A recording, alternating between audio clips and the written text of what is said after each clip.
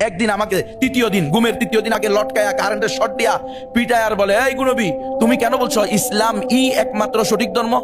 তো আমি বললাম এটাই তো আল্লাহর বিধান, ইন্নাদ দীন ইনদাল্লাহিল ইসলাম। সে আমাকে বলে কি জানেন, এই বেটা তুই জানোস না দেশ চলে গণতন্ত্র দিয়ে, আর গণতন্ত্রের নিকটে সকল ধর্ম সমান, তোকে বলতে হবে সকল ধর্ম সঠিক। আমি বললাম যদি এই জন্য আনেন তাহলে করস ফায়ার সালাম, কারণ সকল ধর্ম সঠিক বলে নাস্তিক হয়ে বাঁচার চেয়ে একমাত্র সঠিক ধর্ম ইসলাম বলে শহীদ হয়ে যাওয়া হাজার গুণে উত্তম। সিটিডিসি আমাকে 3 বারে 9 দিন রিমান্ড দিয়ে 7 দিন আলাতোল পিটেছে প্রতিদিন। এমন কোনোদিন যায় নাই আমার পিটায় নাই। সিটিডিসির এই 1 নম্বর টিমের প্রধান ইমরান, সে বলতো গুনবীরে এমন ভাবে মারবি যেন আমি এসে দেখি তাকে হাসপাতালে নিতে হবে, এই অবস্থা তাকে রাখবি। সে নিজে আমার পিটেছে। সিটিডিসির প্রধান আসাদুজ্জামান, সে নিজে আমাকে 2 দিন আমার 2 হাতে 4টা করে 8টা বাড়ি দিছে। আমি বললাম আমার অপরাধ কি? তোর অপরাধ তুই জানোস না? তোর বাপে কি করে? আমি আমার বাবা কৃষক। ও তুই কৃষকের বাচ্চা, তুই কৃষকের বাচ্চা এত জোরে জোরে কথা বললি কে? এই কথা আমার পিটাইতেছে।